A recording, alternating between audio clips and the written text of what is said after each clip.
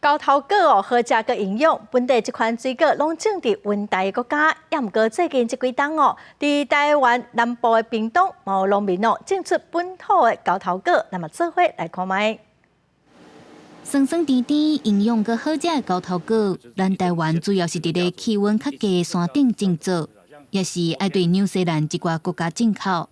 毋过其实毛伫咧气温较悬的屏东，买当种的品种。我们自己种的这个，我们在树上的成熟度比较够，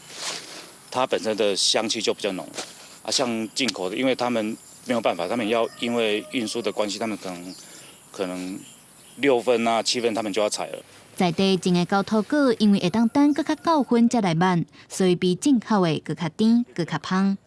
虽然基山1号这款品种较会堪质热，毋过农民嘛是用3冬投入真侪心血来栽培，研究出会当稳定产量和品质的种植方式。大概过年前后剪枝的话，大概隔1个月花出来，再往后加5个月，4个月到5个月，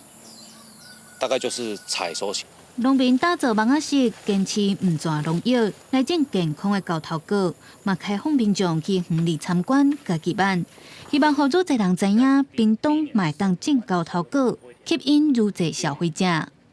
记者综合报道。